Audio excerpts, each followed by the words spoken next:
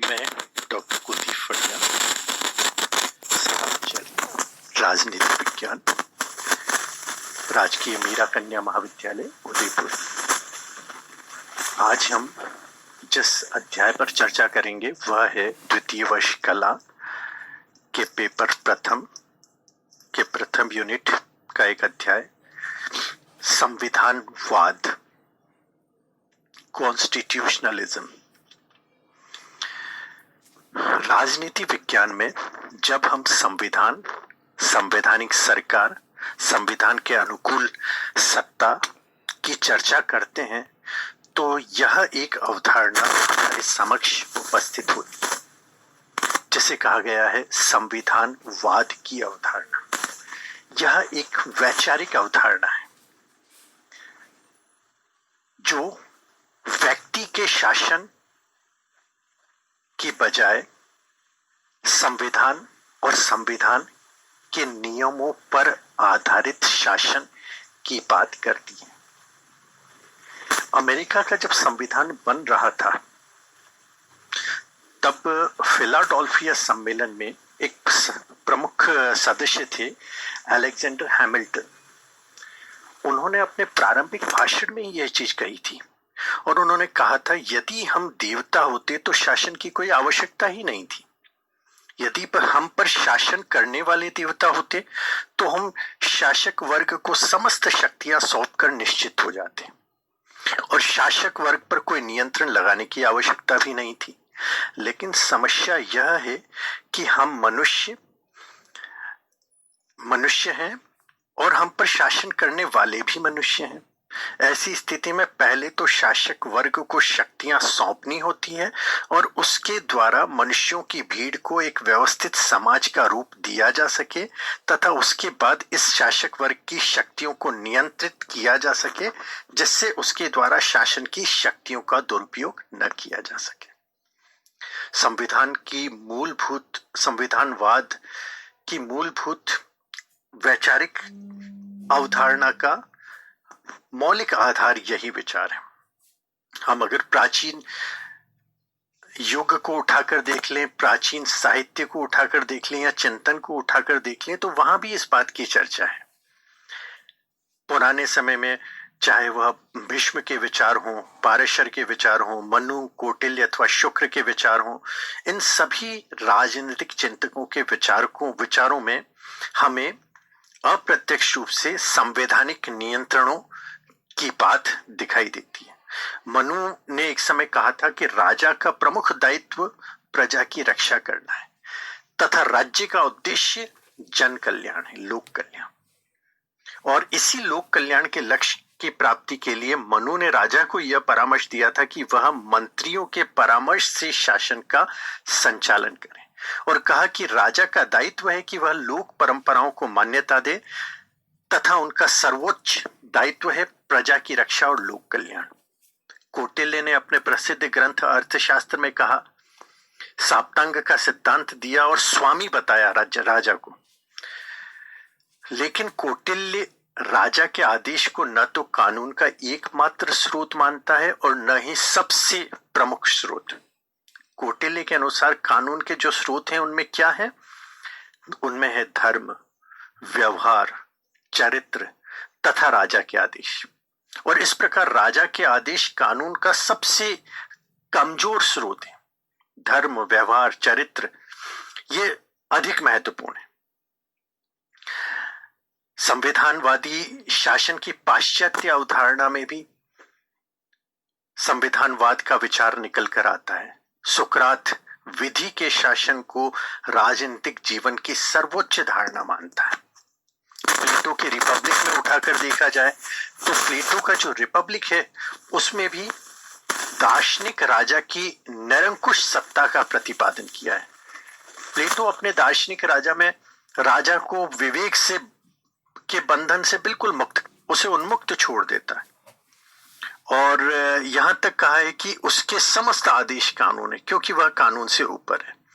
लेकिन जब प्लेटो अपने उम्र के ढलान पर था तो उसने एक ग्रंथ लिखा था द लॉज, जिसमें वो यथार्थवादी हुआ और उसने राजा के शासन की बजाय विधि के शासन पर जोर देना आरंभ किया और यहां उसने राजा की सर्वोच्च सत्ता की अपेक्षा विवेक की सर्वोच्च सत्ता का सिद्धांत अपनाया।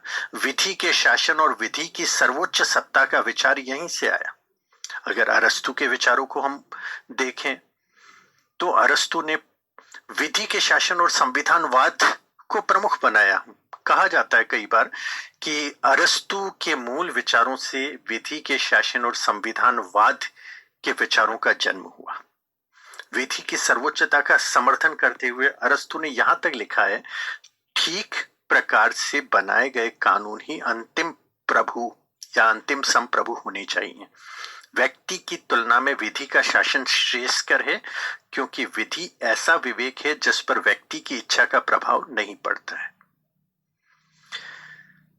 संविधानवाद की आधुनिक अवधारणा, जिसमें बहुत सारे विचारकों ने अपने विचार व्यक्त किए हैं, जहां कहा गया है कि संविधानवाद एक ऐसा विचार है जो मूल रूप से सीमित प्रकृति के शासन पर जोर देता है, जो एक सीमित शासन का सिद्धांत है।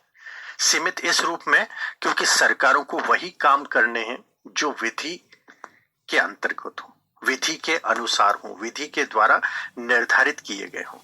शासन और शासक वर्ग पर नियंत्रण की आवश्यकता जहां प्राचीन काल से अनुभव की जाती है, वहां आधुनिक काल में भी यह कहा जाता है कि संविधान के द्वारा नियंत्रित सत्ता के द्वारा कार्य किया जाना चाहिए। संविधानवाद शासन और नागरिक के संबंधों को ऐसे ढंग से निर्धारित करता है कि शासन सत्ता नागरिकों के लिए एक आतंक न बन जाए, अव्यवस्था न बन जाए, निरंकुशता न बन जाए। संविधानवाद केवल उसी राजनीतिक व्यवस्था में संभव है जहां संविधान हो और इस संविधान के द्वारा राजनीतिक शक्ति के प्रयोगकर्ता को न केवल उसकी भूमिका निर्धारित की जाए, अपितु इस भूमिका की व्यवहारिकता की व्यवस्था भी की जाए। या दूसरे शब्दों में यदि हम कहें तो उसे यह कहा जा सकता है कि सरकार संविधान की व्यवस्था के अनुरूप ही संचालित हो। इसे व्यवहार में संभव बनाने के लिए संवैधानिक नियंत्रणों या प्रतिबंधों की प्रभावशाली व्यवस्था की जाती है।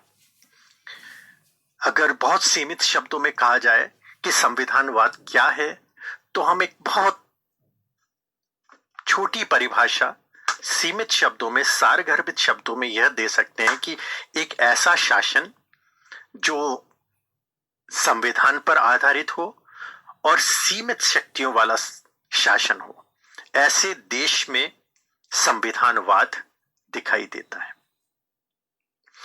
ब्लॉन्डेल, जो कि एक प्रमुख राजनीतिक विश्लेषक है, उन्होंने संवैधानिक शासन और संविधानवाद के बारे में कहा है, संवैधानिक शासन वह है जो विशेषतया उदारवादी हो, जो शासन की शक्तियों और उसके प्रयोग को प्रतिबंधित करता हो और राज्य के नागरिकों को अधिकतम स्वतंत्रता प्रदान करता हो। केसी वियर, उन्होंने इस संबंध में कहा है कि संविधानवादी शासन का अर्थ किसी संविधान के नियमों के अनुसार शासन चलाने से कुछ अधिक है। इसका अर्थ है निरंकुश शासन के विपरीत नियमानुकूल शासन। संविधानवाद की वास्तविक सार्थकता और उसके पीछे की मौलिक भावना यही है कि शासन की सीमाएं बांधी जा सके और शासन चलाने वालों पर कानूनों तथा नियमों के मानने का बंधन हो।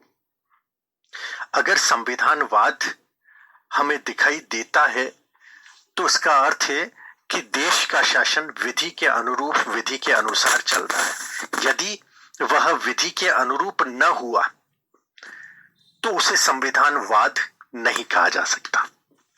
संविधानवाद के लिए परम आवश्यक है कि संविधान ऐसा हो जो जनता का प्रतिबिंब हो, जनता में से निकला हो, जनता उसमें विश्वास करती हो और वह संविधान अपनी विधियों के अनुसार, अपने निश्चित किए गए कानूनी स्वरूप के अनुसार अपनी शासन सत्ता को निर्धारित कर सके।